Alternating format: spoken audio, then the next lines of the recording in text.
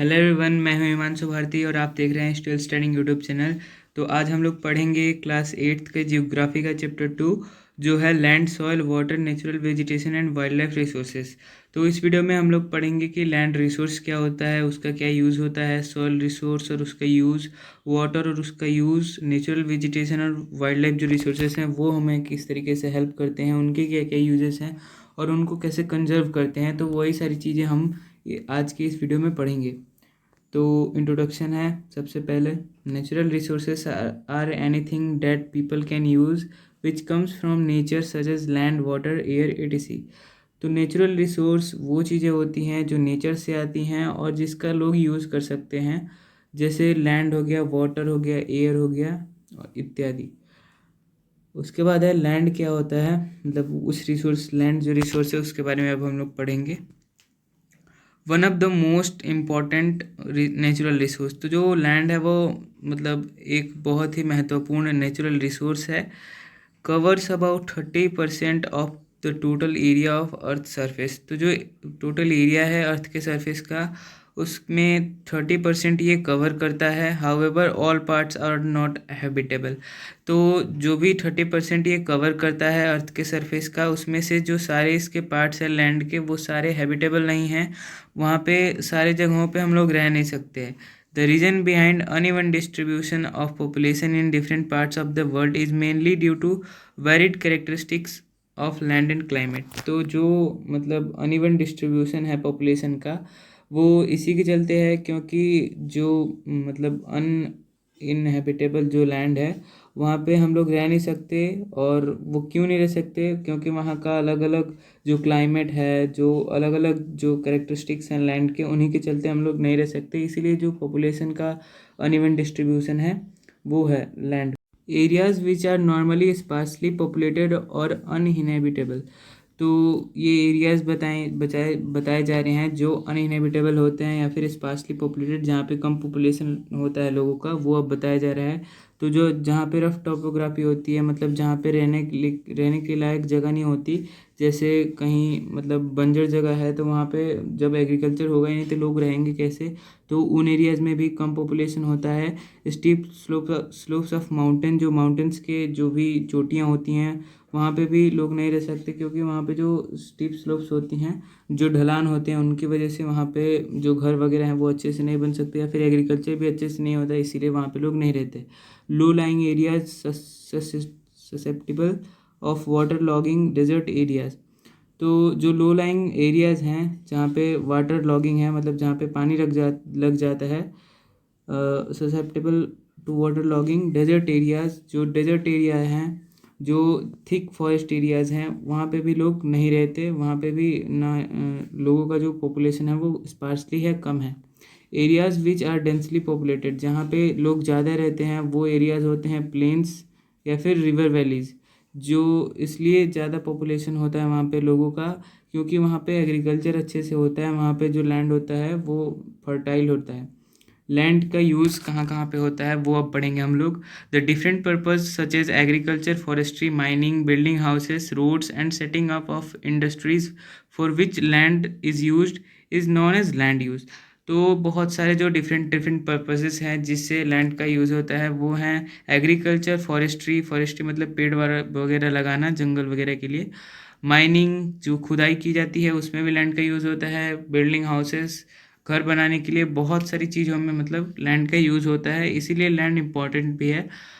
और ये जो सारे यूजेस हैं इसके, इसको लैंड यूज़ कहा जाता है।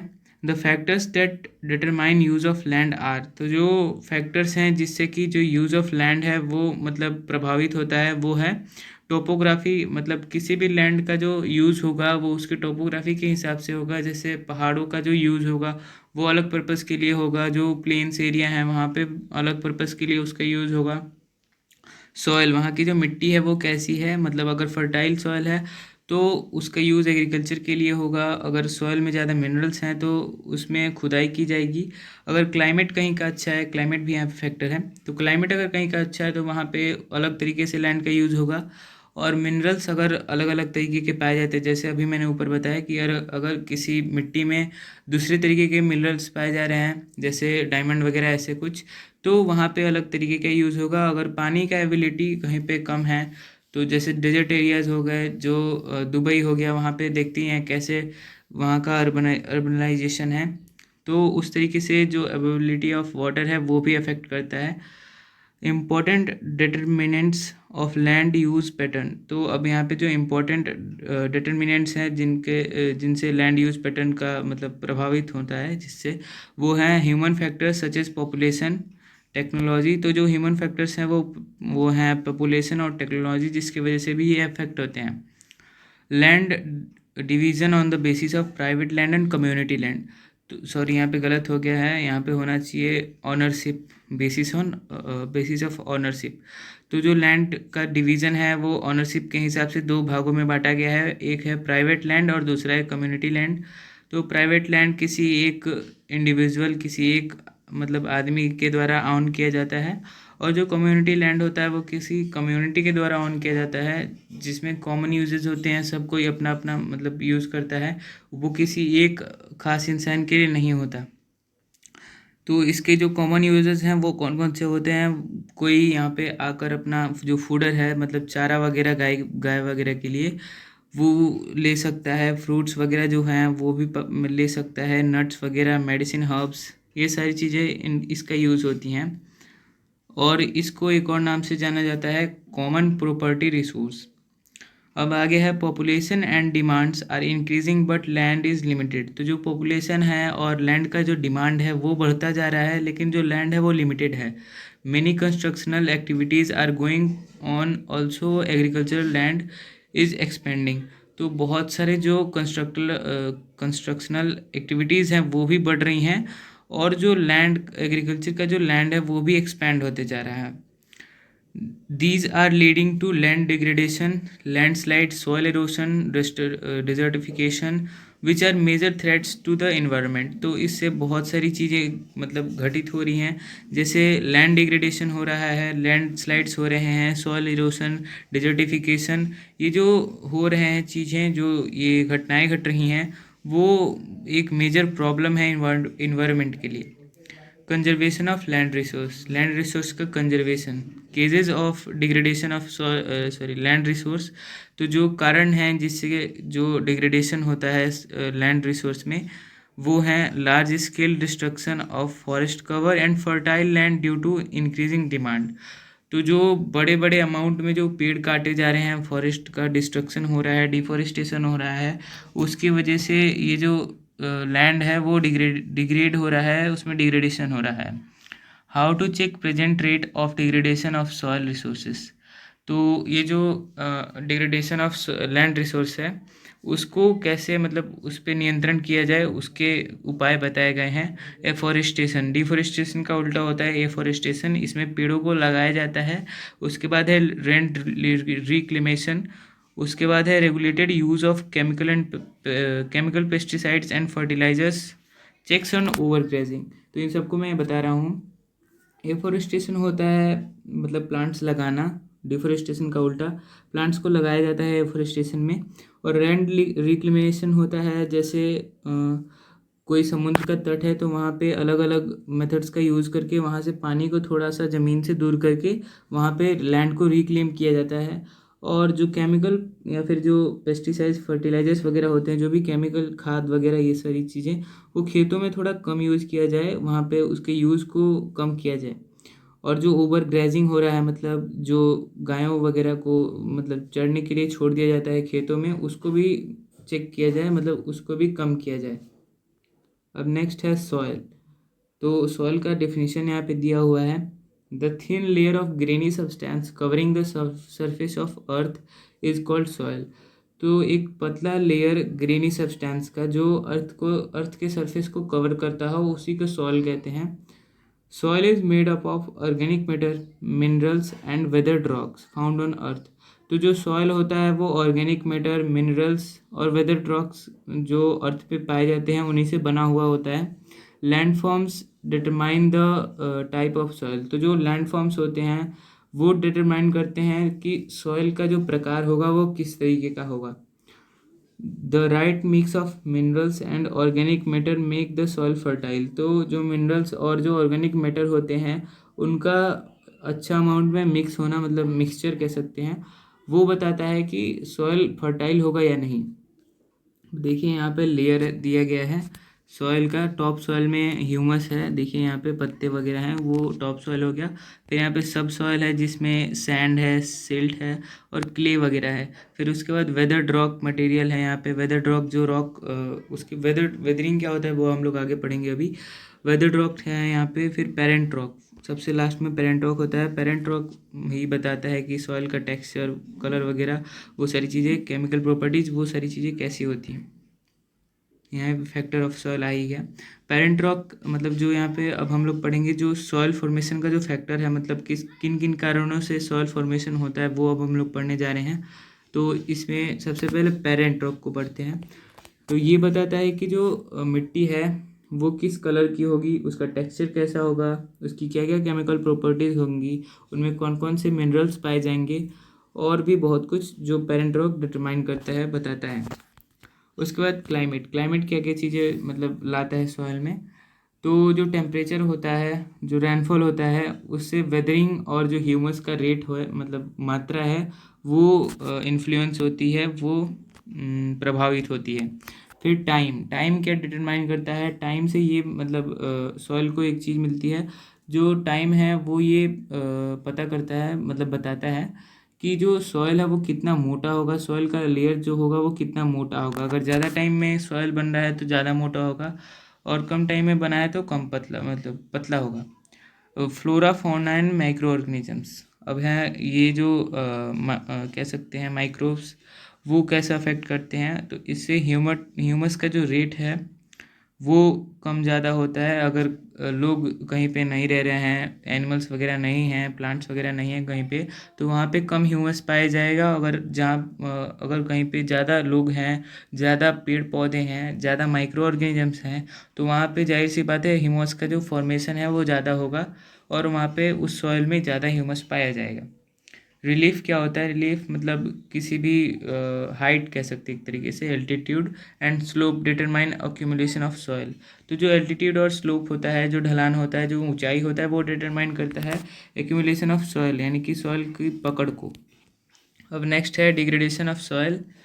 Soil erosion and depletion are the major threats to soil as a resource.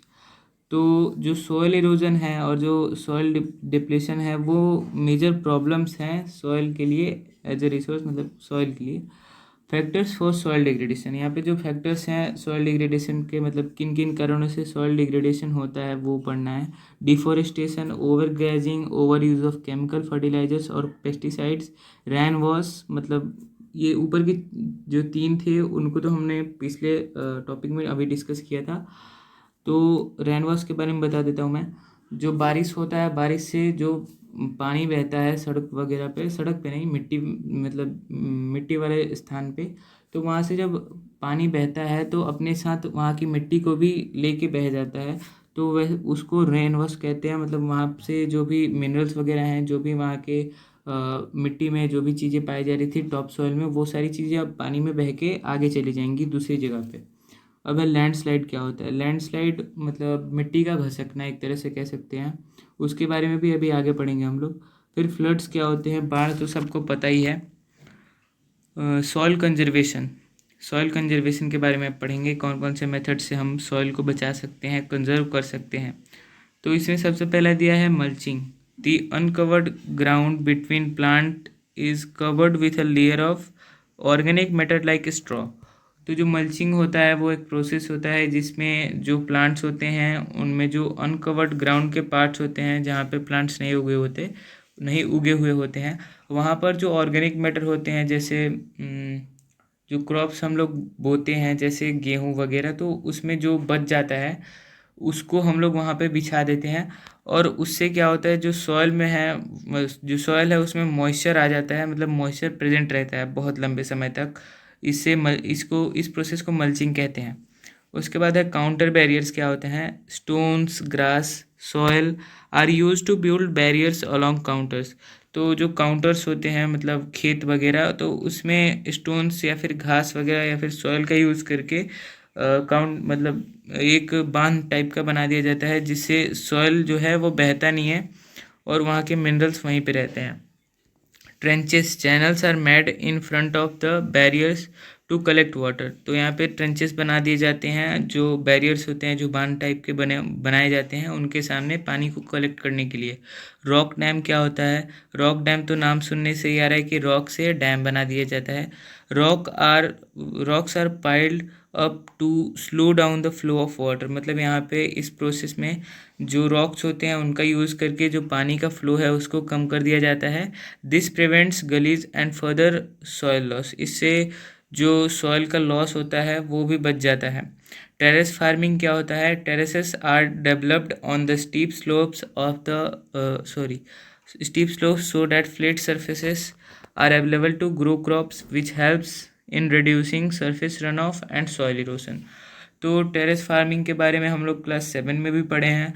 तो टेरेस फार्मिंग में ये होता है कि जो मतलब ढलान होता है पहाड़ का, उसको काट काट के फ्लैट बना दिया जाता है, और फ्लैट बनाने से वहाँ पे क्रॉप्स भी उग जाते हैं और वहाँ का जो सरफेस का सॉइल है वो भी इरोड नहीं होता, और वहाँ से जो मिट्टी है वो मतलब वहाँ पे मिट्टी का यूज़ करके हम लोग एग्रीकल्चर भी कर लेते हैं। इंटरक्रॉपिंग क्या होता है? मतलब अलग अलग तरीके के क्रॉप्स एक ही फील्ड में उगाना अल्टरनेटली तरीके से, उसको कहते हैं इंटरक्रॉपिंग। तो इसमें जो दिया है वो पढ़ते हैं आप। Different crops are grown in alternate row and are sown at different time to protect the soil from rain wash. तो रेन वॉश से बचाने के लिए, जो रेन वॉश अभी मैंने कुछ देर पहले बताया था रेन वॉश क्या होता है, उससे बचाने के लिए जो अलग अलग क्रॉप्स होते हैं वो उगा दिए जाते हैं खेत में अल्टरनेट रॉज में।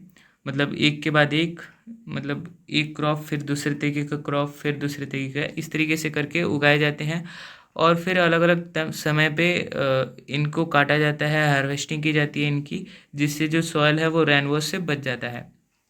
अब है काउंटर प्लॉइंग क्या होता है? Ploughing parallel to the contours of a hill slope to form a natural barrier for water to flow down the slope. तो इसमें किसी ढलान को, मतलब जो ढलान होता है पहाड़ का, उसको एक अलग तरीके से काट दिया जाता है, मतलब हाँ काटा जाता है, प्लॉइंग की जाती है, जिससे जो ऊपर का जो स्लोप है वो स्लोप होता है, लेकिन वाटर आता है तो फिर वहाँ पे आके रुक जाता है, उसको स्लो कर दिया जाता है काउंटर प्लॉइंग के द्वारा, जिससे कि जो वहाँ का मिट्टी है वो बहता नहीं है। फिर है शेल्टर बेल्ट्स क्या होते हैं? इन कोस्टल और ड्राई रीजन्स, तो जहाँ जहाँ पे मतलब कोस्टल एरियाज होते हैं समुद्र के किनारे वाले, और जो सूखे स्थान है वहाँ के, rows of trees are planted to check the wind movement to protect soil cover. तो वहाँ पे मतलब बहुत सारे पेड़ उगा दिए जाते हैं, लगा दिए जाते हैं, जिनसे कि जो विंड का जो मूवमेंट है, जो विंड का स्पीड है वो रुक जाता है, धीरे हो जाता है, कंट्रोल में हो जाता है, जिससे जो सॉइल है वो उड़ के इधर उधर नहीं जाता। अब नेक्स्ट है वाटर। वाटर भी एक बहुत इंपॉर्टेंट रिसोर्स है, इम्पोर्टेंट एंड रिन्यूएबल रिसोर्स। तो जो वाटर है वो बहुत इंपॉर्टेंट, बहुत महत्वपूर्ण है, और रिन्यूएबल रिसोर्स है, वो रिन्यू भी हो जाता है। 3/4 ऑफ अर्थ सरफेस। तो जो अर्थ का जो सरफेस है उसमें से 3/4 हिस्सा तो पानी ही है। Therefore the earth is called water planet. इसीलिए जो अर्थ को हम लोग वाटर प्लैनेट के नाम से भी जानते हैं। Ocean cover 2/3 of the earth surface. तो जो ओशियन है वो 2/3 भाग को कवर करते हैं अर्थ के सरफेस में। Whose water is saline and not fit for human consumption. जिसका पानी खारा है और ह्यूमन के यूज़ के लिए सुटेबल नहीं है। Fresh water accounts for only about 2.7%, from which 70% occurs as ice sheets and glaciers in Antarctica. तो जो इतना सारा पानी है उसमें से 2.7% ही है जो हम लोग यूज़ कर सकते हैं, जिसमें से 70% तो जो आइस वगैरह है, जो ग्लेशियर्स हैं, उनमें है। Only 1% of the water is available and fit for human use. तो उसमें से जो 1% बचा, ये जो ग्लेशियर वगैरह हैं उन सबको निकालने के बाद जो बच रहा है बस उतना ही हम लोग यूज़ कर सकते हैं। मतलब वही हम लोग के पास अवेलेबल है, कह सकते एक तरीके से। जो अवेलेबल किस फॉर्म में है? तो लेक्स वगैरह के जो पानी होते हैं, जो रिवर्स वगैरह में पानी होते हैं, और जो एटमॉस्फेयर में वाटर वेपर है उस फॉर्म में।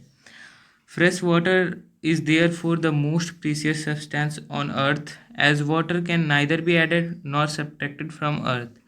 तो जो फ्रेश वाटर है इसी कारण से बहुत ही ज़्यादा प्रीशियस सब्सटेंस है अर्थ पे, और वाटर को ना ही हम लोग घटा सकते हैं अर्थ से और ना ही ज़्यादा पानी ला सकते हैं, मतलब जैसा कि जैसा ही रहेगा, कांस्टेंट ही रहेगा, लेकिन अलग अलग फॉर्म्स में हो जाएगा, ये बात है। An abundance of water only seems to vary because it is in constant motion। तो जो वाटर है वो हमें कहीं कहीं पे ज़्यादा कहीं कहीं पे कम इसलिए दिखता है क्योंकि वो कॉन्स्टेंटली मूव कर रहा है, मोशन में है। Cycling through the oceans, the air, the land and back again. तो जो वाटर साइकिल होता है जिसमें जो पानी ओशियन से इवापोरेट होके एयर में जाता है, फिर वहाँ से बादल में, फिर बादल से कंडेंसेशन होके फिर वहाँ से बरसता है। तो ये जो वाटर साइकिल होता है यही इसी मूवमेंट के कारण जो पानी है वो हमेशा मतलब ना ही कम होता है ना ही ज़्यादा, उतने का उतना ही रहता है अर्थ में। Through the processes of evaporation, precipitation and run of. तो ये जो प्रेसिपिटेशन है, इवापोरेशन है और जो रन ऑफ है वो पानी के नीचे आने को प्रोसेस को, मतलब जिस भी फॉर्म में आता है नीचे पानी आसमान से, उसको कहते हैं प्रेसिपिटेशन। और ये जो पूरा मैंने साइकिल अभी बताया पानी का, ओशियन से ऊपर जाना फिर बादलों से नीचे आना, इसको कहते हैं water cycle. Use of water bye humans. तो ह्यूमंस वाटर को किस तरीके से यूज़ करते हैं वो अब पढ़ेंगे। Not only for drinking, humans जो हैं वो पानी का यूज़ बस पीने के लिए ही नहीं करते, और अपने जो एग्रीकल्चर है और पीने के लिए और धोने के लिए ही नहीं करते, बल्कि पानी का यूज़ एग्रीकल्चर में भी करते हैं, इंडस्ट्रीज में भी करते हैं, इलेक्ट्रिसिटी बनाने के लिए भी करते हैं, रिजर्वर्स जो होते हैं डैम्स के, उनके द्वारा। और भी बहुत सारी यूजेस हैं जो ह्यूमंस करते हैं पानी का। Factors responsible for shortages in supply of fresh water. तो जो फैक्टर्स हैं जिनके कारण जो शॉर्टेज है फ्रेश वाटर का वो हमें देखना पड़ता है, वो है इंक्रीजिंग पॉपुलेशन। जो जनसंख्या हमारी बढ़ रही है, बढ़ते जा रही है लगातार, उसकी वजह से, और जो राइजिंग डिमांड्स हैं फूड या फिर कैश क्रॉप्स के, उससे। तो पहला वाला तो समझ में आता है कि हाँ पॉपुलेशन बढ़ रहा है तो हो सकता है, लेकिन दूसरा वाला थोड़ा सा डिफ़िकल्ट समझना, तो वो मैं बता देता हूँ। तो अगर एग्रीकल्चर ज़्यादा होगा, मतलब पॉपुलेशन ज़्यादा होगा, तो लोगों को फूड भी ज़्यादा लगेगा, तो फूड ज़्यादा लगेगा तो एग्रीकल्चर भी ज़्यादा होगा। अगर ज़्यादा एग्रीकल्चर होगा तो उसमें भी ज़्यादा वाटर का सप्लाई देना पड़ेगा इरिगेशन के लिए। तो इस तरीके से जो वाटर है वो भी उधर भी यूज़ होगा, और ज़्यादा यूजेस की वजह से जो पानी है फ्रेश वाटर वो कम हो जाएगा। और तीसरा जो है कारण वो है इंक्रीजिंग अर्बनाइजेशन। तो जो भी मॉडर्निटी आ रही है उसकी वजह से भी ये जो पानी है वो कम होते जा रहा है fresh water. Rising standards of living, जो स्टैंडर्ड्स बढ़ रहे हैं हमारे, उसकी वजह से भी जो पानी का जो स्कैर्सिटी है वो देखना पड़ रहा है। This leads to either drying of water sources और वाटर पोल्यूशन। तो इससे दो चीज़ें हो रही हैं, या तो जो वाटर सोर्स है वो मतलब सूख जा रहा है, या फिर जो वाटर है वो पोल्यूट हो जा रहा है। Problems of water availability. तो यहाँ पे जो प्रॉब्लम्स हैं वाटर की अवेलेबिलिटी के लिए वो अब पढ़ेंगे हम लोग। Areas facing shortages in fresh water supply. तो जो एरियाज़ हैं जहाँ पे फ्रेश वाटर का सप्लाई कम होता है, वहाँ पे लोग फ्रेश वाटर का शॉर्टेज फेस कर रहे हैं, वो है मोस्ट ऑफ अफ्रीका, मतलब अफ्रीका में लगभग सारे हिस्से, West Asia, South Asia, parts of western USA, northwest Mexico, parts of South America and entire Australia. तो ये सारे जो रीजन्स हैं वो पानी का जो कमी है उसको महसूस कर रहे हैं, उसको फेस कर रहे हैं। वाटर शॉर्टेज में B a result of variation in seasonal or annual precipitation, or the scarcity is caused by over exploitation and contamination of water source। तो जो वाटर शॉर्टेज है उस वो एक कारण, मतलब एक कारण से नहीं बहुत सारे कारणों से होता है। जो सीजनल और एनुअल प्रेसिपिटेशन होता है वो कभी ना हो, मतलब सीजन टू सीजन जो होता है प्रेसिपिटेशन यानी कि बारिश वगैरह, वो अगर ना हो तो उससे भी हो सकता है वाटर का शॉर्टेज। या फिर जो ज़्यादा एक्सप्लोटेशन है, मतलब ज़्यादा पानी का यूज़, जो लोग हैं वो ज़्यादा पानी का वेस्ट करने लगे इधर उधर, तो उससे जो कंटामिनेशन है वाटर का वो होगा, और उसकी वजह से फिर से हमें फ्रेश वाटर का शॉर्टेज फेस करना पड़ेगा। अब है conservation of water resource. Water resource का कंजर्वेशन हम लोग पढ़ेंगे अब। Major contaminants discharge of untreated और पार्शियली ट्रीटेड सीवेज। तो जो मेजर कंटेमिनेंट्स हैं, कंटेमिनेंट्स क्या होते हैं, जो पानी में जो भी गंदी चीज़ें होती हैं उन्हीं को हम कंटेमिनेंट्स कहते हैं। तो जो मेजर कंटेमिनेंट्स है, जो मुख्यतर कंटेमिनेंट्स है पानी के, वो हम लोग जानने जा रहे हैं अब।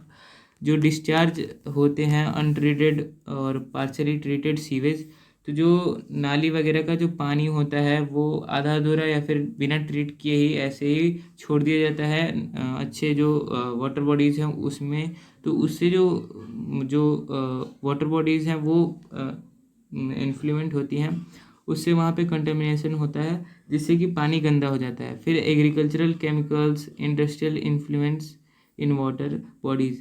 तो जो एग्रीकल्चरल केमिकल्स हैं उनसे भी ये चीज़ें होती हैं। केमिकल्स जो उसमें लोग पानी वगैरह में छोड़ देते हैं, वाटर बॉडीज़ में, रिवर्स वगैरह में, उससे भी जो वाटर है वाटर बॉडीज़ का वो कंटेमिनेट हो जाता है। How to control water pollution, water pollution को कैसे कंट्रोल किया जाए अब वो पढ़ेंगे हम लोग। Forest and other vegetation slow the surface run of and replenish underground water. तो जो फॉरेस्ट है या फिर और जो अलग अलग वेजिटेशन है उससे क्या होता है कि जो सरफेस का रन ऑफ है, मतलब जो मिट्टी बह जाती है वो नहीं बहती, मतलब उससे जो पानी है नीचे का अंडरग्राउंड वाटर वो भी रहता है, रुका रहता है। Water harvesting also save surface run of. तो जो वाटर हार्वेस्टिंग है जिससे बारिश का जो पानी है उसको बचा लिया जाता है, प्रिजर्व कर लिया जाता है, तो उससे भी जो पानी है वो मतलब हम लोग बचा सकते हैं, कंजर्व कर सकते हैं। The canals should be properly lined to minimize losses by water seepage. तो जो कैनल्स हैं, जो गांव की भाषा में नहर कह सकते हैं, उसको अगर हम लोग अच्छे से लाइन मतलब अच्छे से मैनेज करके रखें तो उससे जो वाटर का जो मतलब कहीं कहीं पे पानी बहुत ज़्यादा होता है, कहीं कहीं पे होता ही नहीं है। तो अगर इसको प्रॉपरली रखेंगे तो जहाँ पे पानी नहीं है वहाँ तक भी पानी पहुँचेगा और सब कुछ अच्छे से होगा, पानी ज़्यादा वेस्ट भी नहीं होगा। Using of sprinklers effectively irrigate the area by checking water losses through seepage and evaporation। तो स्प्रिंकलर्स का यूज़ करके हम लोग एरियाज़ को, जो मतलब इरिगेशन वाले फील्ड वगैरह होते हैं वहाँ पर यूज़ करें जिससे जो पानी है वो ज़्यादा लॉस ना हो और अच्छे से इरिगेशन हो बिना पानी के ज़्यादा लॉस के। In dry regions with high rates of evaporation drip और trickle irrigation is very useful. जो सूखे एरिया होते हैं, जो सूखे क्षेत्र होते हैं, वहाँ पर इरिगेशन के लिए हम ड्रिप या फिर ट्रिकल इरिगेशन जो सिस्टम है उसका यूज़ करेंगे, जिसमें क्या होता है कि बूंद बूंद टपकता है पानी, जो प्लांट्स होते हैं उनके जड़ों तक डायरेक्ट जाकर पानी टपकता है, जिससे जो पानी का लॉस है, जो पानी का यूज़ है वो थोड़ा कम हो जाता है, जिससे कि आराम से इरिगेशन हो जाता है और पानी का ज़्यादा खपत भी नहीं होता। Natural vegetation and wild life. The narrow zone of contact between the lithosphere, hydrosphere and atmosphere where natural vegetation and wildlife exist is called biosphere। तो जो नैरो जोन होता है जहाँ पर लिथोस्फीयर, हाइड्रोस्फीयर और एटमॉस्फेयर मिलते हैं, जिससे कि जो नेचुरल वेजिटेशन है और जो वाइल्ड लाइफ है वो एग्जिस्ट करती है, उसी को कहते हैं बायोस्फीयर। उसके बारे में अब हम लोग पढ़ेंगे। इकोसिस्टम क्या होता है। Ecosystem is a network of interaction among the organisms and between organisms and their environment living in a specific space. तो जो इकोसिस्टम है वो क्या होता है, वो इंटरेक्शन होता है, जिससे मतलब कनेक्शन होता है कह सकते हैं एक तरीके से। अलग अलग जो ऑर्गेनिजम्स होते हैं, जो रहते हैं, जो जिंदा हैं, लिविंग ऑर्गेनिजम्स, उनके बीच का, जिससे कि जो ऑर्गेनिजम्स है वो एक दूसरे पर डिपेंड रहते हैं। Usefulness of plants. तो जो प्लांट्स होते हैं वो हमारे लिए किस तरीके से यूज़फुल हैं, प्लांट्स ही तो वेजिटेशन है, वो हमारे लिए कैसे यूज़फुल है। वेजिटेशन मतलब प्लांट्स को वेजिटेशन कह सकते हैं, वो हमारे लिए कैसे यूज़फुल है वो अब पढ़ेंगे हम लोग। तो जो प्लांट्स होते हैं वो हमें टिम्बर देते हैं, मतलब लकड़ियाँ वगैरह, और हमें जो एनिमल्स होते हैं उनके रहने के लिए शेल्टर, घर। Produce oxygen we breathe. जो ऑक्सीजन हमें सांस लेने के लिए ज़रूरत होती है, जिस ऑक्सीजन की, वो प्रोड्यूस होता है प्लांट से ही।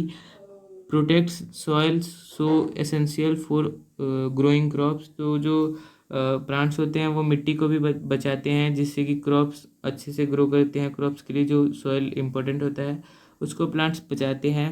Act as a shelter belt. Shelter belt की तरह भी ये काम करते हैं।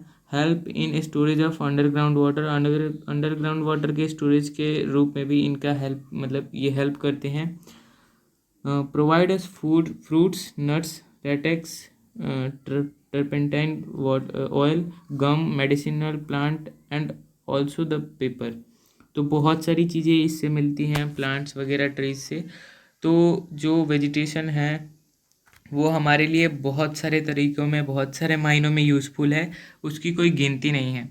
Wild life includes animals, birds, insects as well as the aquatic land forms. तो जो वाइल्ड लाइफ होता है वो क्या होता है, तो वाइल्ड लाइफ में जो भी मतलब वाइल्ड लाइफ सुनने से ये आ रहा है कि वाइल्ड मतलब जो जंगल में रहते हों, और लाइफ मतलब जीवन, मतलब जो भी एनिमल्स वगैरह हैं, बर्ड्स, इंसेक्ट्स जो भी होते हैं, एक्वेटिक लाइफ फॉर्म्स मतलब जो एक्वेटिक जो पानी में रहने वाले हैं, वो सारे जीव वो सब मिला के होते हैं wild life.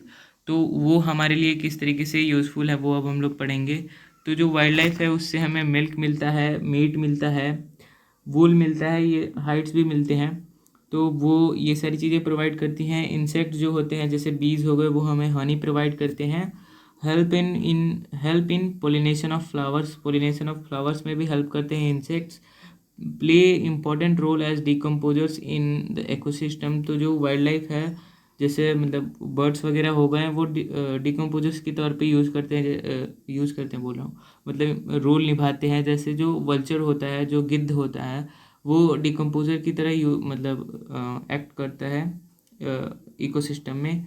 Birds feed on insects and act as decomposer as well. तो जो बर्ड्स हैं जैसे मैंने अभी बताया वो इंसेक्ट्स पे भी फीड करते हैं, मतलब इंसेक्ट्स को भी खाते हैं और डिकम्पोजर की तरह भी काम करते हैं। Vulture, due to its ability to feed on dead livestock, is a scavenger and considered a vital cleanser of the environment.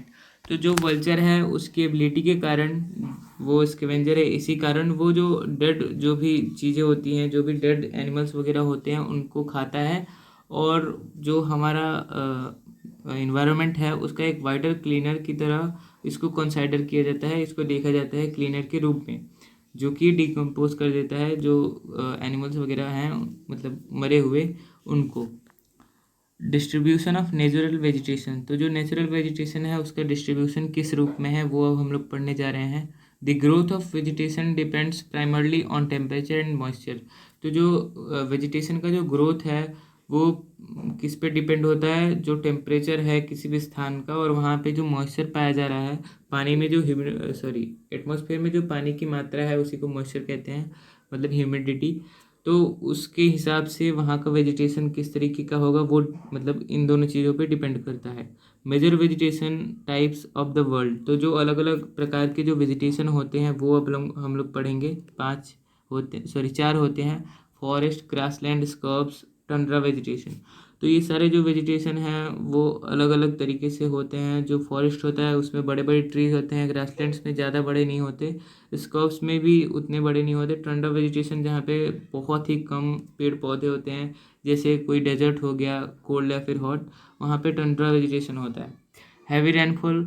Heavy rainfall से क्या होगा, ह्यूज ट्रीज होंगे यहाँ पे। Heavy rainfall equal to huge trees, मतलब जहाँ पे भी हैवी रेनफॉल होगा वहाँ पे जो ट्रीज होंगे वो बड़े बड़े होंगे। Forest flourish in the areas having abundant water supply. तो जहाँ पे पानी का ज़्यादा मतलब सप्लाई होगा वहाँ पे फॉरेस्ट ज़्यादा फ्लोरिश करेंगे, ज़्यादा फैलेंगे। As the amount of moisture decreases the size of trees and their density reduces. तो जैसे जैसे मॉइस्चर का जो मात्रा है एटमॉस्फेयर में वो कम होते जाएगा, वैसे वैसे जो ट्रीज़ हैं उनका साइज़ भी कम होते जाएगा और उनका डेंसिटी भी कम होते जाएगा। In the region of moderate rainfall, जहाँ पे मतलब न ज़्यादा बारिश होता है ना कम बारिश होता है, मतलब मॉडरेट होता है, मॉडरेट रूप में रेनफॉल होता है, वहाँ पे जो ट्रीज़ होते हैं वो मतलब शॉर्ट तरीके के होते हैं, short standard, and grasses grow formally the grassland of the world. तो वहाँ पे ग्रासलैंड तरीके के भी ग्रास उगते हैं और वहाँ पे ट्रीज़ भी होते हैं जहाँ पे मॉडरेट रेनफॉल होता है। In dry areas of low rainfall, जहाँ पे बारिश बहुत कम होता है, सूखे स्थानों पे जो पौधे उगते हैं वो थॉर्नी सर्ब्स होते हैं, मतलब कांटेदार होते हैं झाड़ियाँ। Grow which have deep roots, जिसके बहुत ही ज़्यादा गहरे गहरे रूट्स होते हैं। And leaves have thorny and waxy surface. तो जो उनके लीव्स होते हैं वो कांटेदार होते हैं और वैक्सी होते हैं। वैक्सी मतलब कह सकते हैं चिपचिपे टाइप के। Surface to reduce loss of moisture by transpiration, मतलब कि जो ट्रांसपिरेशन के द्वारा जो पानी उनके प्लांट्स से निकलता है उसको थोड़ा कम करने के लिए इनके लीव्स को इस तरीके से बनाया गया है। Tundra vegetation of cold polar region comprise of mosses and lichens. तो जो टंड्रा वेजिटेशन है कोल्ड पोलर रीजन का, वहाँ पे जो वेजिटेशन है वो होता है मॉसेस और लीचेंस का। Division of forest depending on when they shade there leaves. तो जो फॉरेस्ट है उनका डिवीज़न जब मतलब पत्ते झड़ते हैं उनके हिसाब से। Evergreen forest do not shade there leaves similarly in any season of the year. तो जो एवरग्रीन फॉरेस्ट होते हैं वो कभी भी मतलब किसी भी रीजन में ऐसे ही अचानक से पत्ते नहीं झड़ते उनके। Deciduous forests shed their leaves in a particular season to conserve loss of moisture through transpiration। तो जो डेसिडियस फॉरेस्ट होते हैं वो किसी भी एक पार्टिकुलर सीजन में, मतलब उनका एक पार्टिकुलर सीजन होता है जिसमें वो अपने पत्ते को झाड़ देते हैं, मतलब उनके पत्ते झड़ जाते हैं, जिससे जो मॉइस्चर का जो लॉस है वो ट्रांसपिरेशन के द्वारा कम हो जाता है। अब नेक्स्ट है deciduous forest further classified on their location in different latitudes. तो अलग अलग जो लेटीट्यूड्स हैं उनके हिसाब से जो डेसिडियस फॉरेस्ट है उनको कैसे क्लासिफाई किया गया है, दो भागों में क्लासिफाई किया गया है। पहला है ट्रॉपिकल, दूसरा है टेम्परेट। तो forest cover all over the world is vanishing rapidly. तो जो पूरे दुनिया में जो फॉरेस्ट हैं वो बहुत ही तेज़ी से गायब होते जा रहे हैं, मतलब काटे जा रहे हैं। क्यों काटे जा रहे हैं? क्योंकि जो डेवलपमेंटल एक्टिविटीज़ हैं वो चाहिए लोगों को, मतलब डेवलपमेंट चाहिए, इसीलिए पेड़ों को काटना पड़ रहा है। Conservation of natural vegetation and wildlife. तो जो नेचुरल वेजिटेशन है और जो वाइल्ड लाइफ है उसका कंजर्वेशन कैसे होता है वो अब हम लोग पढ़ेंगे। Plants give shelter to the animals and together they maintain the ecosystem. तो जो प्लांट्स होते हैं वो एनिमल्स को शेल्टर प्रोवाइड करते हैं और वो खुद मतलब एनिमल्स के साथ मिलकर जो इकोसिस्टम है उसको मेंटेन करते हैं। Changes of climate and human interference can cause the loss of natural habitats for the plants and animals. तो जो चेंजेस होते हैं क्लाइमेट में और जो ह्यूमन इंटरफेरेंसेस होते हैं उनके वजह से जो लॉस है नेचुरल हैबिटेट्स का वो हो सकता है प्लांट्स और एनिमल्स के लिए। जैसे अगर हम लोग जंगल वगैरह को काटेंगे तो एनिमल्स के रहने के लिए भी तो प्रॉब्लम होगा। तो ऐसे हम लोग भी अफेक्ट करते हैं। और जो क्लाइमेट हैं, जो प्राकृतिक आपदाएं हैं, जो नेचुरल डिसास्टर्स हैं, उनसे भी ये चीज़ें अफेक्ट होती हैं। Many species have become vulnerable and endangered and some are on the verge of extinction। तो बहुत सारी जो प्रजातियां हैं वो अब विलुप्त होने वाली हैं या फिर विलुप्त हो चुकी हैं या फिर विलुप्त होने के कगार पे हैं हमारे ही कारण। Factors natural and man-made responsible for the process of extension of great natural resources. अब यहाँ पे बताया जा रहा है कि किन कारणों की वजह से ये जो प्रजातियां हैं वो विलुप्त होने की कगार पे आ गई हैं। तो इसमें पहले दिया गया है डिफोरेस्टेशन, जो हमारे कारण होता है, पेड़ों को काटना। सॉइल इरोजन, जो कभी कभी प्राकृतिक होता है, कभी कभी हमारे कारण भी होता है। कंस्ट्रक्शनल एक्टिविटीज़ जो हम करते हैं। फॉरेस्ट फायर्स, जो कभी कभी नेचुरल तरीके से लग जाती हैं और कभी कभी हमारे ही किसी गलती के कारण लग जाती हैं। सुनामी एंड लैंडस्लाइड, ये तो नेचुरल है। Poaching activities are also increasing that result in a sharp decline in the number of particular species. तो जो पोचिंग एक्टिविटीज़ हैं जैसे शिकार वगैरह करना, तो इससे भी बहुत सारी स्पीसीज गायब हो गई हैं। The animals are poached for collection and illegal trade of hides, skins, nails, teeth, horns as well as feathers. जो एनिमल्स हैं उनको मार दिया जाता है, उनका शिकार कर दिया जाता है कलेक्शन के लिए या फिर इलीगल जो ट्रेड है उसके लिए, मतलब स्किन्स वगैरह के उनके जानवरों के, उसके लिए मार दिया जाता है इनको। Some animals who are poached, मतलब जिनका शिकार किया जाता है वो हैं tiger, lion, elephant, deer, black buck, crocodile, rhinoceros, snow leopard और ऑस्ट्रिच एंड पिकॉक। तो ये सारे जो एनिमल्स हैं इनका शिकार किया जाता है इन्हीं सारी कारणों की वजह से।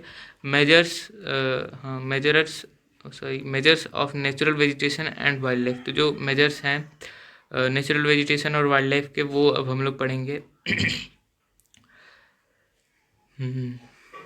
National parks, wildlife sanctuaries, biosphere reserves are made to protect our natural vegetation and wildlife. जो हमारा नेचुरल वेजिटेशन है और जो उसका वाइल्ड लाइफ है, मतलब सॉरी, नेचुरल वेजिटेशन और जो वाइल्ड लाइफ है उसको प्रोटेक्ट करने के लिए बहुत सारे नेशनल पार्क्स बने हैं, बायोस्फीयर रिजर्वर्स बने हैं और बहुत सारी स्कीम्स भी गवर्नमेंट ने निकाली हैं।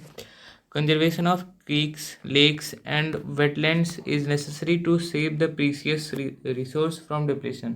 तो जो कंजर्वेशन है तालाब का, वेटलैंड्स का, मतलब जो जहाँ पे अच्छे लैंड है, जहाँ पे अच्छे से एग्रीकल्चर हो सकता है, उन लैंड का कंजर्वेशन के लिए, कंजर्वेशन, हाँ सॉरी, कंजर्वेशन जो है इन सारी लैंड से, मतलब इन सारे रिसोर्सेज का, वो बहुत इंपॉर्टेंट है।